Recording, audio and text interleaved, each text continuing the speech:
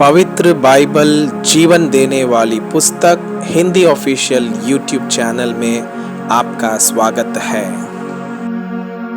हमारे वीडियो प्रतिदिन प्राप्त करने के लिए कृपया हमारे चैनल को सब्सक्राइब करें और नोटिफिकेशन आइकॉन भी दबाएं। आज का पवित्र बाइबल पाठ दूसरा सामुएल के पुस्तक अध्याय 12। नातान द्वारा दाऊद को संदेश। तब यहोवा ने दाऊद के पास नातान को भेजा और वह उसके पास जाकर कहने लगा, एक नगर में 2 मनुष्य रहते थे, जिनमें से एक धनी और एक निर्धन था। धनी के पास तो बहुत सी भेड़ बकरियां और गाय बैल थे, परंतु निर्धन के पास भेड़ की एक छोटी बच्ची को छोड़ और कुछ भी न था, और उसको उसने मोल लेकर जिलाया था। वो उसके यहाँ उसके बाल बच्चों के साथ ही बड़ी थी। वो उसके टुकड़े में से खाती और उसके कटोरे में से पीती और उसकी गोद में सोती थी, और वह उसकी बेटी के समान थी।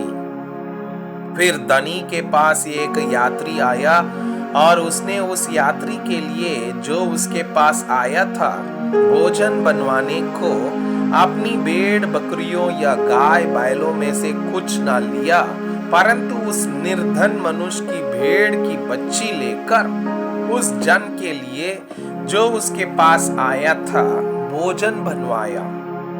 तब दाऊद का कोप उस मनुष्य पर बहुत भड़का और उसने नातान से कहा, यहोवा के जीवन की शपथ, जिस मनुष्य ने ऐसा काम किया वह प्राण दंड के योग्य है, और उसको उस भेड़ की बच्ची का 4 गुना भर देना होगा, क्योंकि उसने ऐसा काम किया और कुछ दया नहीं की।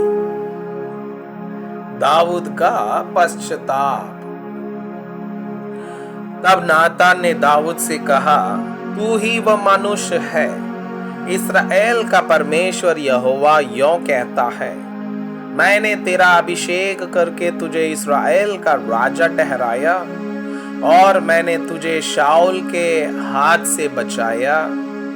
फिर मैंने तेरे स्वामी का भवन तुझे दिया, और तेरे स्वामी की पत्नियां तेरे भोग के लिए दी, और मैंने इस्राएल और यहूदा का घराना तुझे दिया था। और यदि यह थोड़ा था तो मैं तुझे और भी बहुत कुछ देने वाला था। तूने यहोवा की आज्ञा तुच्छ जानकर क्यों वह काम किया जो उसकी दृष्टि में बुरा है। हित्ती उरिया को तूने तलवार से घात किया और उसकी पत्नी को अपनी कर लिया है, और उरिया को अम्मोनियों की तलवार से मरवा डाला है। इसलिए अब तलवार तेरे घर से कभी दूर ना होगी, क्योंकि तूने मुझे तुच्छ जानकर हित्ती उरिया की पत्नी को अपनी पत्नी कर लिया है। यहोवा यों कहता है, सुन, मैं तेरे घर में से विपत्ति उठाकर तुझ पर डालूंगा, और तेरी पत्नियों को तेरे सामने लेकर दूसरे को दूंगा, और वो दिन दोपहरी में तेरी पत्नियों से कुकर्म करेगा। तूने तो वो काम छिपाकर किया, पर मैं यह काम सब इस्राएलियों के सामने दिन दोपहर कराऊंगा। तब दाऊद ने नातान से कहा, मैंने यहोवा के विरुद्ध पाप किया है। नातान ने दाऊद से कहा, यहोवा ने तेरे पाप को दूर किया है, तू न मरेगा। तौबी तूने जो इस काम के द्वारा यहोवा के शत्रुओं को तिरस्कार करने का बड़ा अवसर दिया है, इस कारण तेरा जो बेटा उत्पन्न हुआ है वो अवश्य ही मरेगा। तब नातान अपने घर चला गया। दाऊद के पुत्र की मृत्यु। जो बच्चा उरिया की पत्नी से दाऊद के द्वारा उत्पन्न हुआ था वो यहोवा का मारा बहुत रोगी हो गया। अतः दाऊद उस लड़के के लिए परमेश्वर से विनती करने लगा और उपवास किया और भीतर जाकर रात भर भूमि पर पड़ा रहा। तब उसके घराने के पुरनियों उठकर उसे भूमि पर से उठाने के लिए उसके पास गए, परंतु उसने ना चाहा और उनके संग रोटी ना खाई। 7वें दिन बच्चा मर गया। दाऊद के कर्मचारी उसको बच्चे के मरने का समाचार देने से डरे। उन्होंने कहा, जब तक बच्चा जीवित रहा तब तक उसने हमारे समझाने पर मन न लगाया। यदि हम उसको बच्चे के मर जाने का हाल सुनाए तो क्या बहुत ही अधिक दुखी होगा। अपने कर्मचारियों को आपस में फुसफुसाते देखकर दाऊद ने जान लिया कि बच्चा मर गया। तो दाऊद ने अपने कर्मचारियों से पूछा, क्या बच्चा मर गया? उन्होंने कहा, हाँ, मर गया है। तब दाऊद भूमि पर से उठा और नहाकर तेल लगाया और वस्त्र बदला। अब यहोवा के भवन में जाकर दंडवत की, फिर अपने भवन में आया और उसकी आज्ञा पर रोटी उसको परोसी गई और उसने भोजन किया। तब उसके कर्मचारियों ने उससे पूछा, तूने यह क्या काम किया है?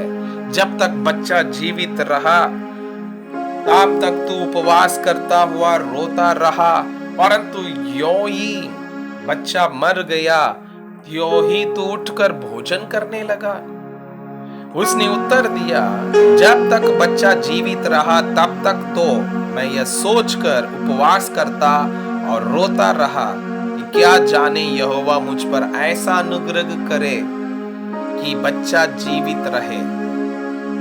परंतु अब वो मर गया, फिर मैं उपवास क्यों करूं? क्या मैं उसे लौटा ला सकता हूं? मैं तो उसके पास जाऊंगा, परंतु वो मेरे पास लौट कर नहीं आएगा। सुलेमान का जन्म। अब दाऊद ने अपनी पत्नी बत्सेबा को शांति दी और वह उसके पास गया और उसके एक पुत्र उत्पन्न हुआ और उसने उसका नाम सुलेमान रखा। वो यहोवा का प्रिय हुआ और उसने नातान भविष्यद्वक्ता के द्वारा संदेश भेज दिया और उसने यहोवा के कारण उसका नाम यदीदा रखा। रब्बा नगर का पतन। इस बीच योआब ने अम्मोनियों के रब्बा नगर से लड़कर राजनगर को ले लिया। तब योआब ने दूतों से दाऊद के पास यह कहता भेजा, मैं रब्बा से लड़ा और जल वाले नगर को ले लिया है, इसलिए अब रहे हुए लोगों को इकट्ठा करके नगर के विरुद्ध चावनी डालकर उसे भी ले ले।